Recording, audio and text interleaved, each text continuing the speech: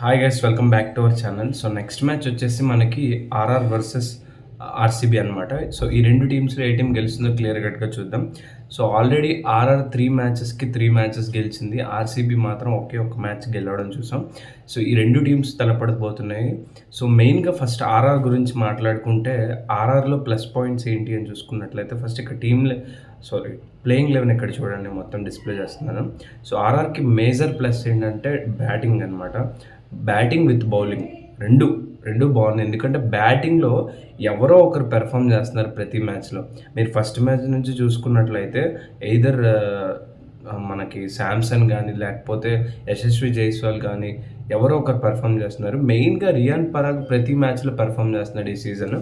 తనైతే ఎస్పెషల్గా మ్యాచ్ని గెలిపించడానికి ఎలా ఆడాలి అనేదాన్ని ప్రాపర్గా అండర్స్టాండ్ చేసుకొని సిచ్యువేషన్కి తగ్గట్టు ఆడుతున్నాడు. అదైతే నాకు చాలా చాలా బాగా అనిపించింది. సో ఆర్ఆర్ అయితే బ్యాటింగ్ అయితే ఫుల్ ప్లెజ్డ్గా నాకు న్యాయం జరుగుతుంది అనిపిస్తుంది. బౌలింగ్ చూసుకున్నట్లయితే బోల్ట్ కానీ చాహల్ కానీ బర్గర్ కానీ వీళ్ళ ముగ్గురు ప్రతి మ్యాచ్లో వికెట్స్ కన్సిస్టెంట్గా తీసుకోవడం అనేది చాలా చాలా సూపర్ అనమాట. అండ్ వీళ్ళకి అదే అడ్వాంటేజ్. వీళ్ళందుకే ప్రతి మ్యాచ్లో కూడా ప్రాపర్గా గెలవడం మనం చూసాం. ఇకపోతే ఆర్సీబీ చూసుకున్నట్లయితే ఆర్సీబీ ప్లేయింగ్ 11 ఇక్కడ డిస్ప్లే చేస్తున్నా.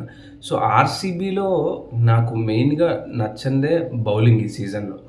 ఎందుకంటే ప్రాపర్గా ఎవరు కన్సిస్టెంట్గా లేరు. కొత్తగా టోప్లింగ్ తీసుకొచ్చారు లాస్ట్ మ్యాచ్లో, అది కూడా వాళ్ళకి వర్కౌట్ అవ్వలేదు. తను ఒక వికెటే తీసుకున్నాడు, రన్స్ కూడా ఎక్కువ లీక్ చేశాడు. మ్యాక్స్వెల్ లాస్ట్ మ్యాచ్లో వేసాడు బాగానే, 2 వికెట్స్ తీసుకోవడం జరిగింది. బట్ ఇక్కడ ఏంటంటే వీళ్ళు బ్యాటింగ్ బాగా ఆడితే బౌలింగ్ ఆడలేకపోతున్నారు, బౌలింగ్ బాగా వేస్తున్నారు ఆ మ్యాచ్లో అనుకుంటే బ్యాటింగ్లో మైనస్ అవుతుంది. రెండు కన్సిస్టెంట్గా ఈ టీంకి అసలు లేవు అని చెప్పొచ్చు. సో ఈ ఏరియాస్ ఆఫ్ ఇంప్రూవ్మెంట్ అయితే మాత్రం మొత్తం అనే చెప్పొచ్చు. ఎందుకంటే అనుజ్ రావత్ న్యాయం జరగట్లేదు కంప్లీట్గా. పతిదార్ ఏదో ఒక మ్యాచ్ ఆడుతున్నాడు, వెళ్ళిపోతున్నాడు. కోహ్లీ అంటే పక్కన పెట్టండి, తను కన్సిస్టెంట్గా ఎలానో ఆడతాడు. నేను డూప్లెసిస్ లాస్ట్ సీజన్స్లో ఎలా ఆడేవాడు, ఇప్పుడు ఎలా ఆడేవాడు మీరు కంపేర్ చేయండి. మ్యాక్స్వెల్ అయితే బ్యాటింగ్లో కనీసం ఒక 30 రన్స్ ప్లస్ చేయడానికి చాలా కష్టపడుతున్నాడు. సో ఇవైతే మనం క్లియర్గా చూస్తున్నాం. డీకే ప్రతి మ్యాచ్లో చేంజ్ చేయలేడు కదా, ఫినిషర్గా తన రోల్ తను చేస్తున్నాడు.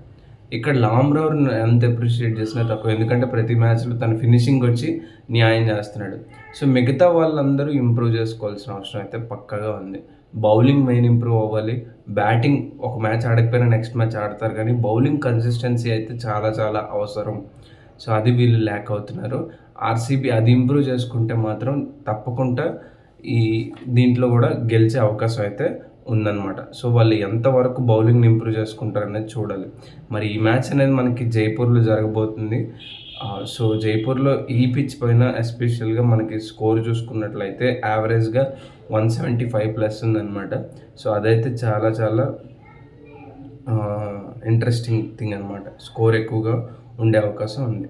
సో మేజర్గా ఇక్కడ ఈ రెండు టీమ్స్లో ఎవరు గెలుస్తారని చూసుకున్నట్లయితే ఆర్సీబీ ఏదైనా మ్యాజిక్ చేయాలి, కానీ హోమ్ పిచ్ అడ్వాంటేజ్ మాత్రం జైపూర్ పిచ్ కాబట్టి ఆర్ఆర్ వాళ్ళకి ఖచ్చితంగా హోమ్ అడ్వాంటేజ్ ఉంటుంది.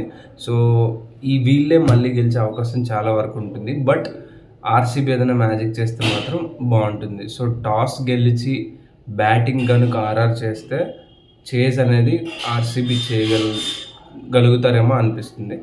సో వెయిట్ చేసి చూడాలి. బట్ నేనైతే ఆర్ఆర్ఏ మళ్ళీ గెలిచే అవకాశం ఉందని అనిపిస్తుంది. So I'm going with RR. So మీ ప్రిడిక్షన్ ఏంటో కింద కామెంట్ సెక్షన్లో మెన్షన్ చేయండి. Thanks for watching this video. Signing off. Bye by.